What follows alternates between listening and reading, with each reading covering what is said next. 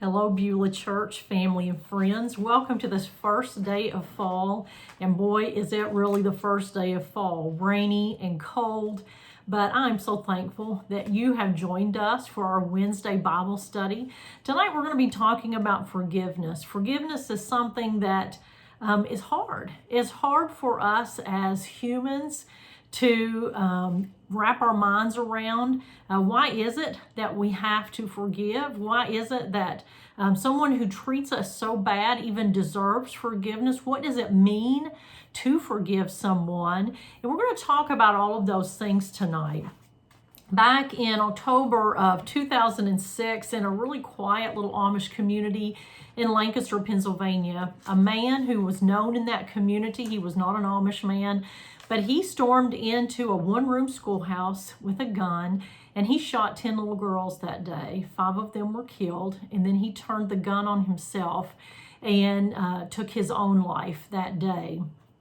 Those Amish people buried those little children that this man had murdered, and the very next day, they went to that man's funeral, and they comforted his wife and family. And later, they ended up donating money to the killer's widow and her children to support them in their time of need. And why would they do that? Why would they offer forgiveness and love and compassion to the family of a man who had destroyed all that they knew to be good and right in this world? They exhibited for us forgiveness, and forgiveness not just with words, but forgiveness in action. Also, a few years ago at 8:06 in the afternoon at night, on a Wednesday night, a young white man walked into the African American church. It was a historic church there in Charleston called the Emmanuel AME Church. It's downtown. And he sat there for an hour in a Bible study with about 12 members of that church. And suddenly, in that Bible study, he stood up and he pulled out a gun and he shot the people in that room multiple times, murdered them in cold blood. The very next day, or actually 2 days later, in the courtroom, the families of all of those people who have been shot by this man, he was so full of hatred and anger that he just cold-blooded murdered them. Their family stood up in that courtroom one by one, and they told this man how much he had hurt them. They told this man how much he had taken from them, but they also told that man that they forgave him. They were living out the biblical principle of forgiveness, not just with words, but with actions, face to face, eyeball to eyeball, with that man who had taken so much away from them. Jesus told his disciples in the New Testament when they were asked, Lord, I have forgiven and I've forgiven my brothers. How many times do I really need to forgive? And Jesus said they need to forgive 70 times 7. He says over and over again, we need to forgive. We need to forgive. We need to forgive. I want you to know today, forgiveness is a lot of things, but I want you to know what forgiveness is not, because you have to understand what forgiveness is not before you can actually move into forgiving someone. Forgiveness is not a feeling. I'm telling you, when you're hurting, when your heart is torn out, when you have been done wrong by someone, you don't feel like forgiving them. You don't want to forgive them. There is nothing in us that feels like forgiving someone who has done something to us. Forgiveness is not pretending that you are not hurt. Pretending that you're not hurt and forgiving are not the same thing.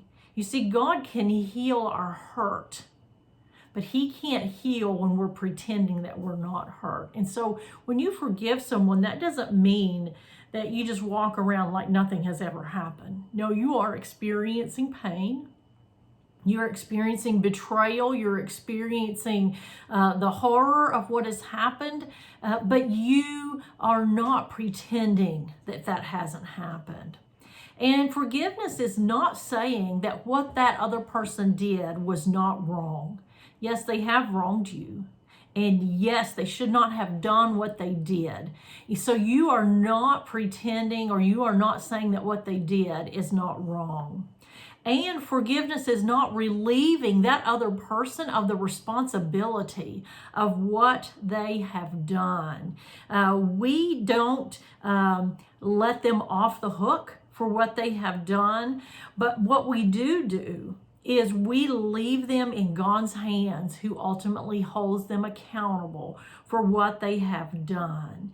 When those Amish people went to that family and offered forgiveness to them, they weren't saying that that man hadn't done what he had done. They weren't letting the legal system not work. When those families in Charleston went into the courtroom to tell this man that they forgave him, they weren't telling the legal system, don't go ahead and prosecute.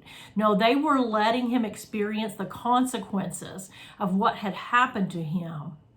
But they were letting go of the hatred that could grow in their hearts. They were letting go of the control of his actions over their lives. And that's what forgiveness does for us. Forgiveness is a decision that we make to obey God so that our hearts stay right with God. See, forgiveness is a decision, and it's not an easy decision many times. You know, it's an easy decision if someone cuts you off at the four-way stop and you have to slam on the brakes and you may hit the horn, but you're not going to carry a grudge about that all day long. You're not going to stew about that all day long. But it is a hard decision when someone does something to your child. It's a hard decision when someone hurts your spouse. It's a hard decision when someone hacks into your bank account and takes $10,000. It's a hard decision when someone tells a lie to someone about you and that other person believes it and it destroys that relationship. God has given us a choice to decide to forgive, even if our emotions aren't following along with that choice. The decision to forgive is an act of our will, and it's not an act of our emotions. And forgiveness is a decision that I have to make. It's a decision that you have to make. And no one else can forgive for you, and no one else is going to live with the consequences of the unforgiveness in your life if you don't forgive but yourself. So it's a personal choice that you have to make. Forgiveness is a decision to obey God. Forgiveness is not a suggestion in the Bible. It is a commandment. It is a direct commandment from Jesus Christ. And forgiveness is a decision to keep my heart right with God. It's between that forgiveness is between God and me. It's between you and God when you have to deal with forgiveness. It is not between me and the person that wronged me or you and the person that wronged you. That forgiveness is between you and God. It's keeping your relationship right with God. So what are the consequences of the sin of unforgiveness in our life? You know, our wrong reaction to unforgiveness is just as bad as the wrongs of the person who has hurt us if we don't handle it right. You see, the consequences is that unforgiveness causes our prayers not to be heard. It becomes a cutoff between us and God. It builds a wall. It builds a barrier. And God no longer hears our prayers. That's what Psalm 66:18 says. Unforgiveness also it gives Satan a foothold in our life. We don't want the devil to have control anywhere in our life, but if he can cause us to have unforgiveness in our heart, if he can cause us to carry a grudge, if he can cause us to say, I do not like that person. I don't want to be around them. I don't want to have anything to do with them. And I hope they get ran over by a car tonight on the way home. Then suddenly Satan has got a foothold in our life. Unforgiveness also brings our spiritual life to a standstill. It just stops it. That's what Isaiah 59:2 tells us, and Isaiah 57:15 does. It puts us into a stall spiritually, because we can't move beyond that unforgiveness into the good things that God has for us. And so you have to ask yourself, do you want to hold on to that hurt and bitterness and unforgiveness more than you want to hold on to God? Do you want to hold on to that unforgiveness and stay stuck in one spot more than you want to move forward with God? So you got a choice that you have to make when you have been hurt by someone or a situation in your life. So we talked about what forgiveness is not. Talked about forgiveness as a decision, the consequences of unforgiveness in our life. And so now we're going to just talk a little bit about what is forgiveness. Well, forgiveness is a command. It's a choice. It is an act of your will, and you have a free will. You are capable of choosing to forgive. That's what Hebrews 12:15 tells us. And so it's just a choice that you make. And forgiveness is the key to moving mountains. You know, in Mark, the 11th chapter, verses 23 through 25, Jesus says, "For verily I say unto you, that whoever shall say unto this mountain, Be thou removed, and be thou cast into the sea, and shall not doubt in his heart, but shall believe that those things which he saith shall come to pass, he shall have whatsoever he saith. Therefore I say unto you, that whatsoever you desire when you pray, believe that you receive them, and you shall have them." And we stop reading there. But you need to go on and read the next two verses 25 and 26. Jesus continues in the same breath, and he says, "When you stand praying, forgive." If you have aught, if you have a problem, if you have an issue with someone else, he says you need to forgive, that your Father also which is in heaven may forgive you your trespasses. But if you do not forgive, neither will your Father which is in heaven forgive your trespasses. And so, if we want to have our prayers answered, if we want to have all of these other things taken care of in our life, then we need to live a life of forgiveness. And if we want to be forgiven by God, then we have to forgive the same way that God forgave us. Forgiveness is who God is what Psalms 86:5 tells us. And we are challenged in the Word of God to be just like our Heavenly Father. Be ye holy, as your Father in heaven is holy. And part of his holiness is that he has a spirit of forgiveness. And we, as followers of Jesus Christ, as the children of God, we need to have that same spirit and same attitude of forgiveness in our life. Also, forgiveness is the mark of radical love. You know, 1 John 4:19 tells us that God loved us first. Even before we had asked for forgiveness for the sins that we committed in our lives, God loved us first and he reached out to us. That is radical love. And that's the same way that we need to love. It's the same way we need to live. It's the same way we need to forgive. We also need to realize that unforgiveness causes us to live in constant torment. We're always hashing it over in our minds. We're always upset. We've always got acid reflux and heartburn because of the stress of the anger and the hatred, and always being jealous and upset because that other person isn't suffering like we're suffering. But forgiveness will release us from the torment of that situation in our lives. That's what Matthew 18 verses 33 through 35 tells us. It's our only alternative, forgiveness is, to the torment that comes from unforgiveness in our lives. And number 6 really touches on what I had mentioned before, is that forgiveness, we are only forgiven in the same measure in which we forgive others. So if we want God to be merciful and gracious and loving and lavish with us, then we have to be forgiving to other people, because sometimes we forget that our sins and the things that we have done in our life are just as bad as the things that other people have done. And so we want God to forgive us. So why do we not forgive other people the same way God forgives us? If you want God to forgive you, you're going to have to forgive other people. And you'll find that again in Matthew, the 6th chapter, verses 12 through 15. Forgiveness is also having the mind of Jesus Christ. You know, every day we are being conformed to be more like Jesus and less like ourselves. And so forgiveness is the mind of Jesus. In Luke 23:34, when Jesus hung on the cross, he said, Father, forgive them, for they don't even know what they're doing. And we can have that same mind because we realize that sometimes people who are mean, people who do evil things, they've got a lot of issues in their life, and they really may not fully understand the extent of the harm that they are causing. Doesn't mean that it excuses them.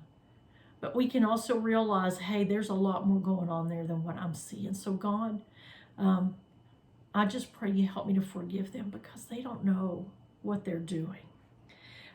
Forgiveness is also a condition for worship. In Matthew, the 5th chapter, on the Sermon on the Mount, Jesus tells us that we can't even worship God with a pure heart and a clear heart and an open heart if we do not forgive those who have wronged us.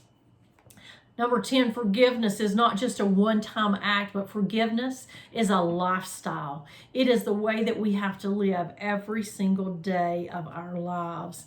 Forgiveness also glorifies God. It lifts up God. It lets the world see that there's something different in our lives, and they begin to look.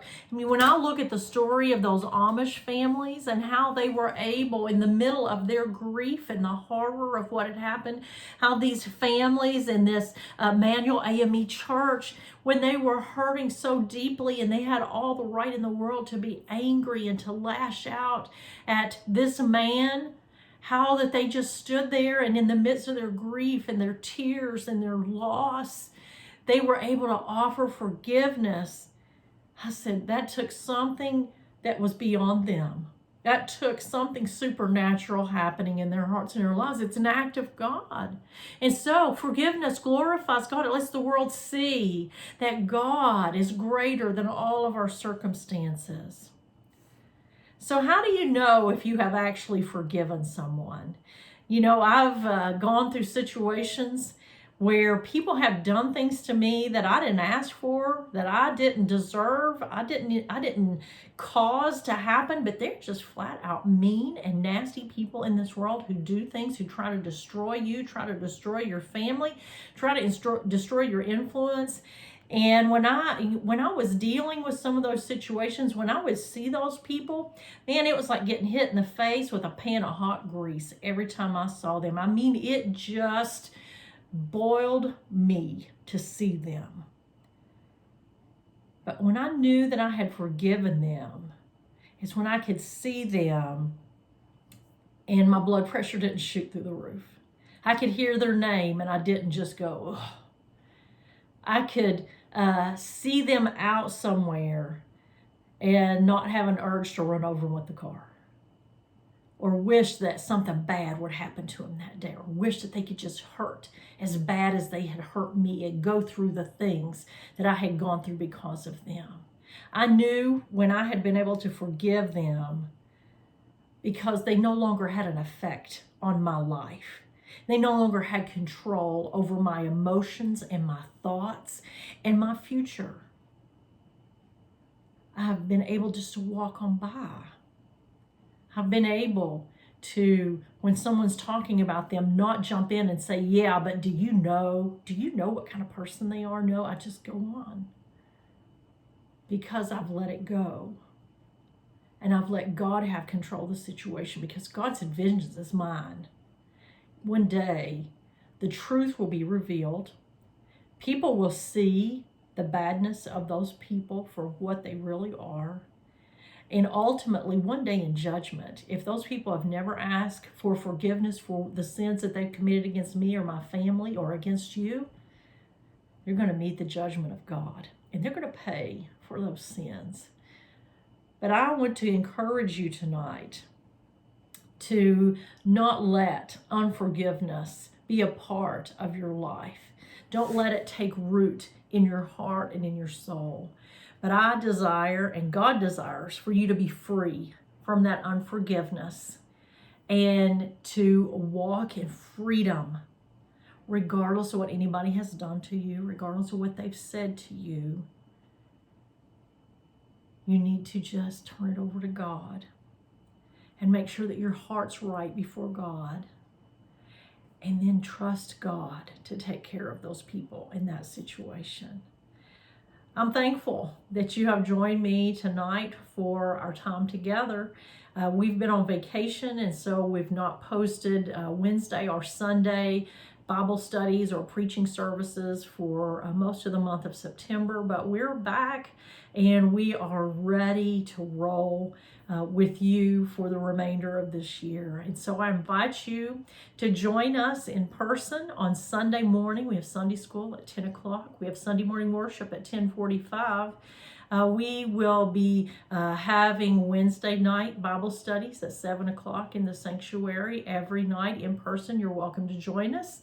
If you're a part of our online family and you are not able to join us, we thank you for being faithful to worship with us online. We are here for you if you have special needs, if you need prayer, if you have questions about things in the Bible that you would like to have answers to, just send me a private message and I'll be glad to pray with you, to answer whatever questions you have about things in the Bible. And I just want you to know that you're loved by God, and you are loved by me and by this church, and you're being prayed for every single day. God bless you tonight.